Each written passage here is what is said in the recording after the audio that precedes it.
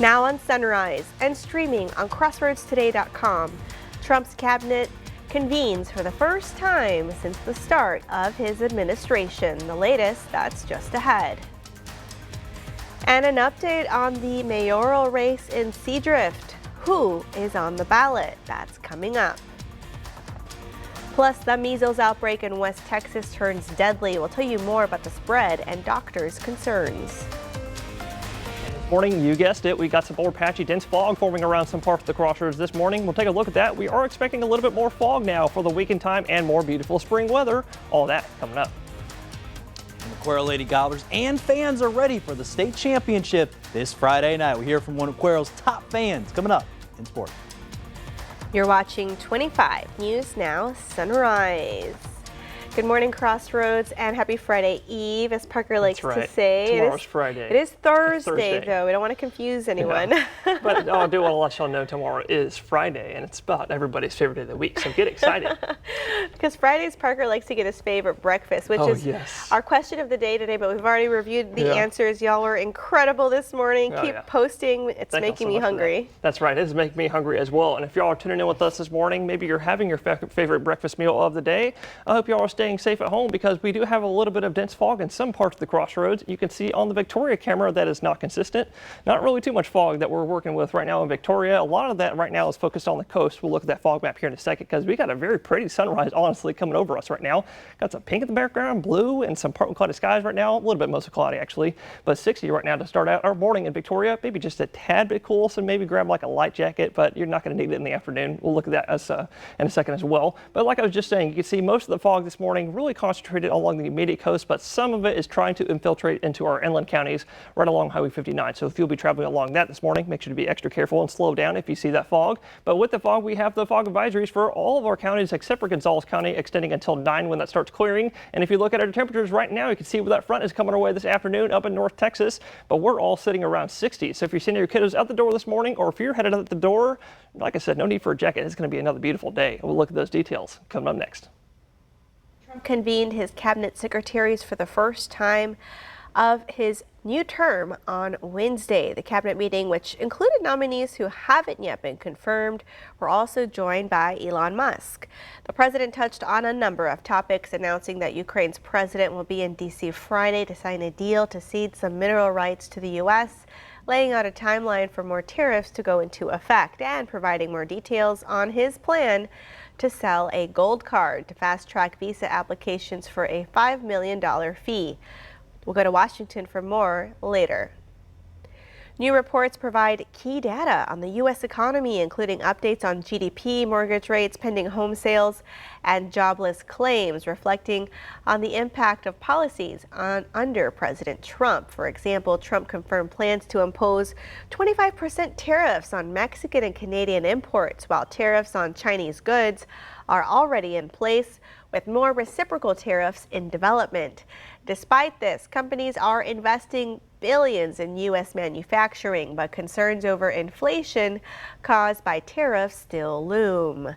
Analysts also worry federal worker layoffs could negatively impact the economy. In the city of Seadrift, Lori Stafford Thomas is running unopposed for mayor. Election day is May 3rd. Lori Stafford Thomas was running against Christy Kosser for mayor until Kosser decided to step down and run for alderman of Seadrift. Thomas works as an operations manager. She'll take over as mayor as Seadrift is going through a number of challenges. 25 News Now reporter Ray Mosley has more. Lori Stafford Thomas is currently running unopposed for mayor of Seadrift. She says her focus is on the people who work for the city, followed by the recent water issues and city infrastructure. I'm excited and I can't wait to get in there and try to fix this.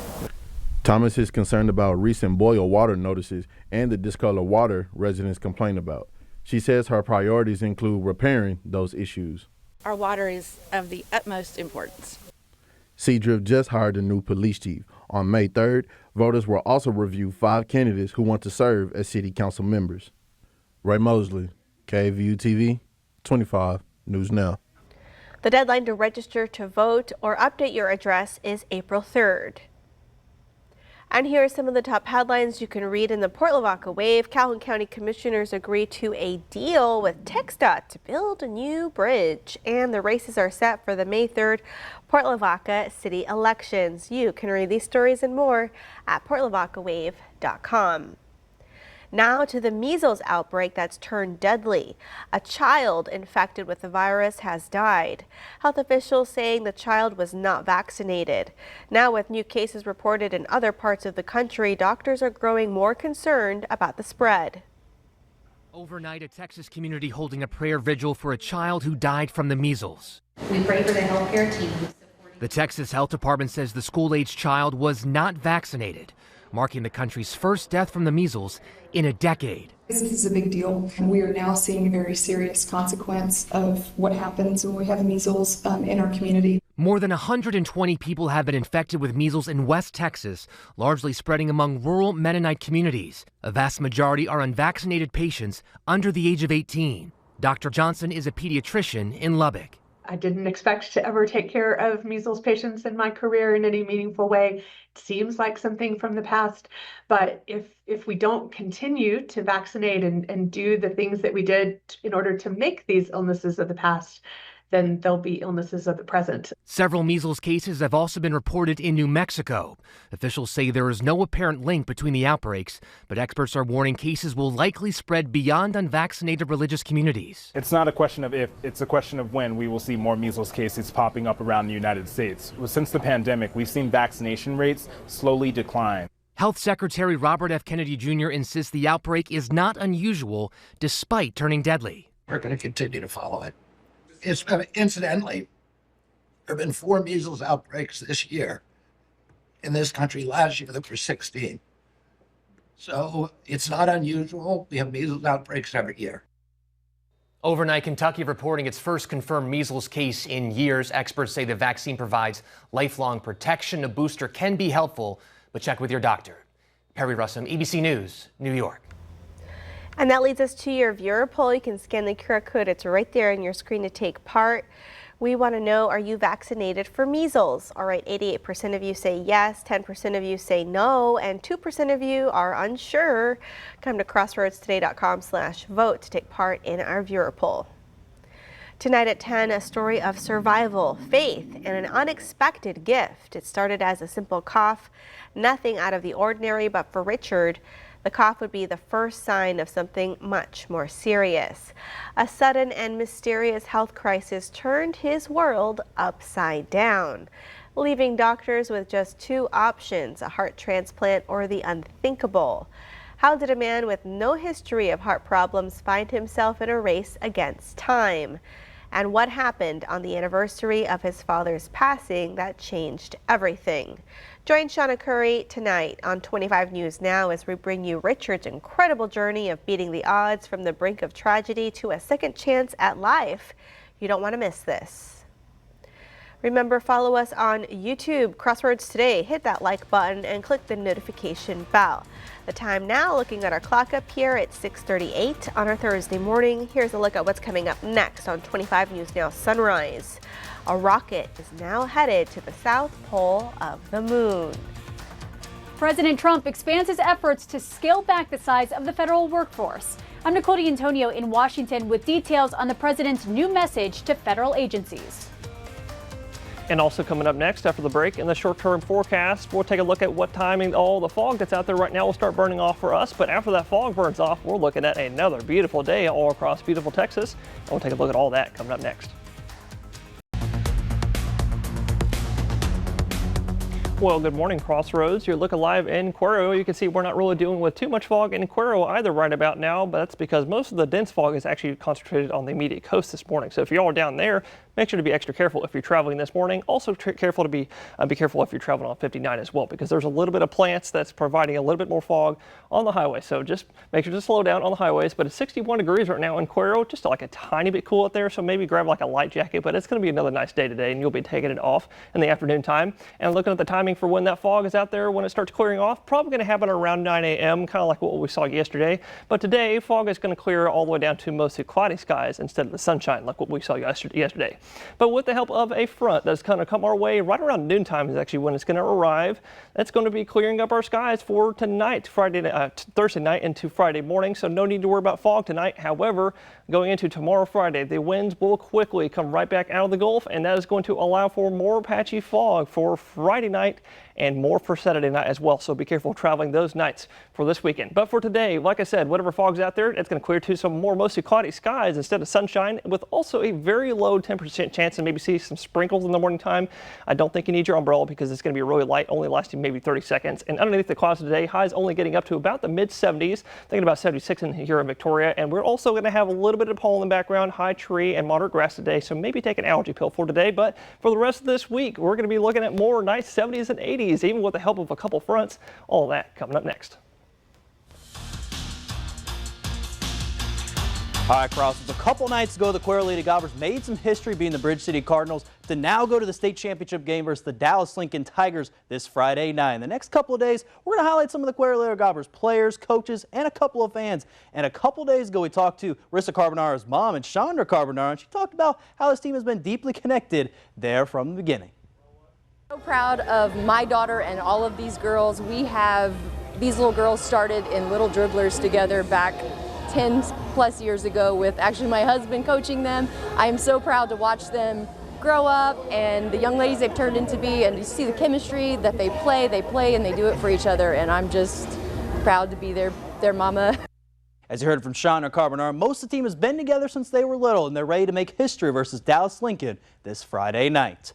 This is Max Williams, 25 News Now Sports. This morning, President Trump defending his actions to scale back the size of the federal workforce. It comes as the president held his first cabinet meeting this week.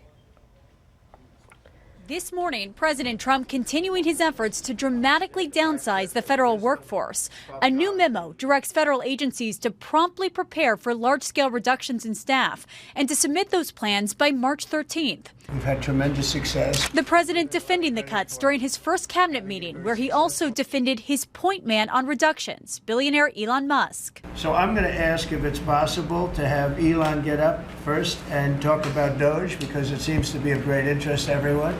The overall goal here with the Doge team is to help address the enormous deficit. We simply cannot sustain as a country $2 trillion deficits. Some of the cuts include a staggering 65% of the Environmental Protection Agency's workforce. Musk also defending his recent email where he demanded federal workers list out their recent accomplishments or risk being fired. I think that email perhaps was best interpreted as a performance review, but actually it was a pulse check review. Do you have a pulse? The White House now says more than 1 million employees have responded, roughly half of all federal workers. On the campaign trail, Trump promised that Doge would cut $2 trillion in spending, but now he's walked back that goal to $1 trillion in cuts. And for the first time, the Supreme Court is getting involved in at least one of the cases regarding federal funds.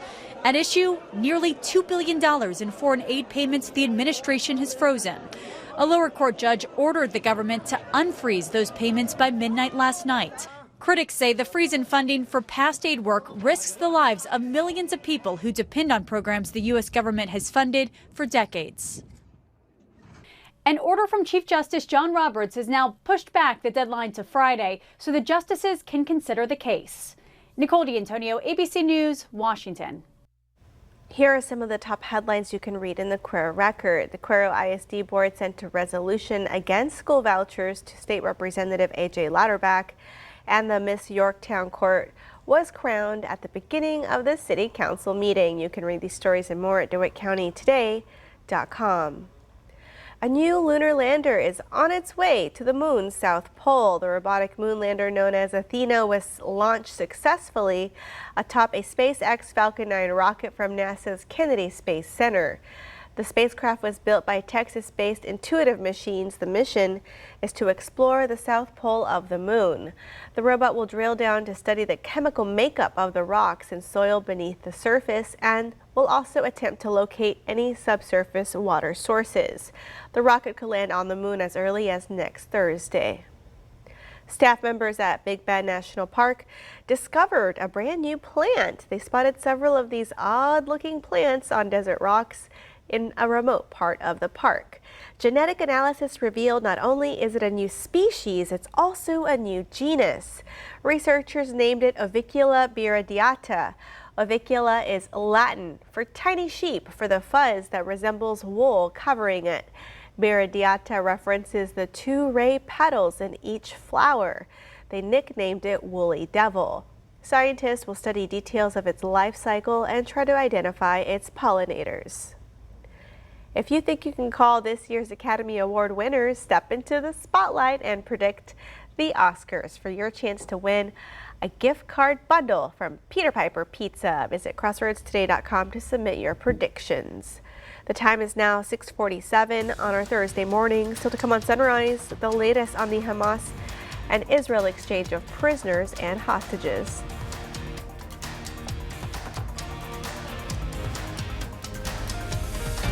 Okay, it's time to celebrate some birthdays. Happy birthday to Jeremiah O'Brien. Happy birthday. Have a great day. We love you from Uncle Thomas, Aunt Seffi, Nanny, Popo, Tio's Brick, and Jake Aslin. Love you. Happy birthday, Jeremiah. And also happy birthday to Vivian. Happy birthday, Miha. We love you.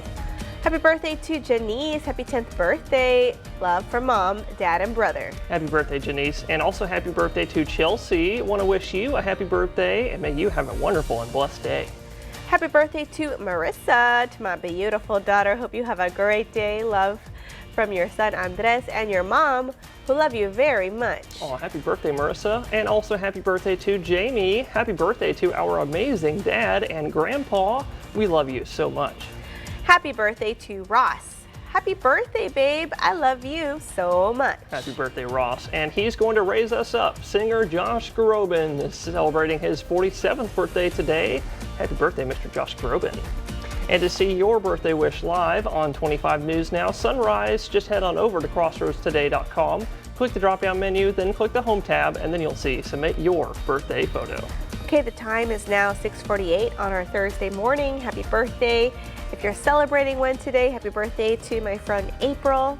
Oh, happy birthday, April, and happy birthday if you're celebrating today. Well, stay with us. We'll be right back.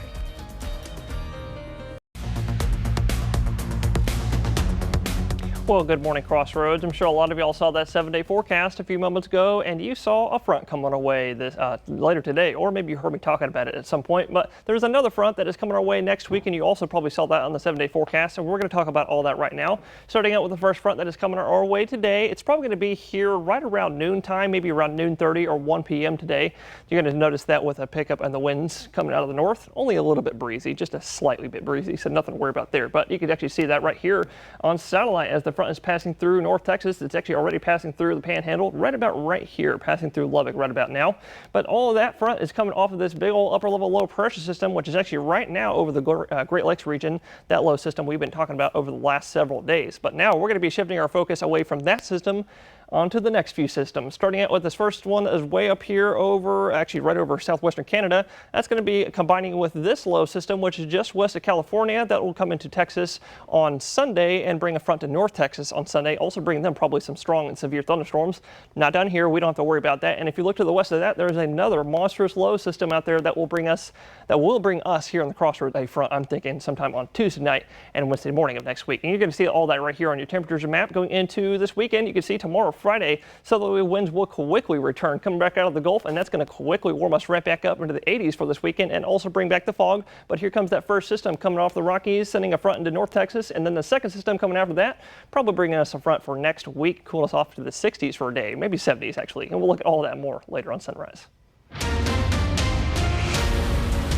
This breaking overnight, an Israeli official says the military will not withdraw from a strategic corridor in the Gaza Strip. The pullout was part of the ceasefire, and Israel's refusal could spark a crisis with Hamas and key mediator Egypt at a sensitive moment for the fragile truce.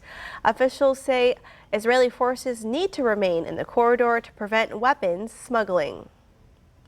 Israel's announcement comes hours after Hamas has handed over 4 bodies of Israeli hostages to the Red Cross in Gaza.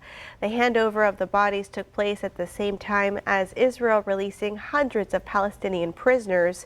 It happens days before the first phase of the Israel-Hamas ceasefire ending. Israel had delayed the release of over 600 Palestinian prisoners since Saturday to protest what it called the cruel treatment of hostages during their handover by Hamas. The handover would complete both sides' obligations under the ceasefire's first phase. This morning, China's military released a video of many warships carrying out drills at an unidentified location at sea. The People's Liberation Army's Eastern Theater Command says the recent drills were high intensity, around-the-clock, multi-subject, combat-oriented training. New Zealand's foreign minister says he raised concerns over China's recent live-fire drills in the Tasman Sea during meetings with Chinese leaders on Wednesday. The issue was a lack of notice given to New Zealand over the military exercises off its coast. Still to come on Sunrise, news to know before you go. An actor known for his iconic roles found dead in his home.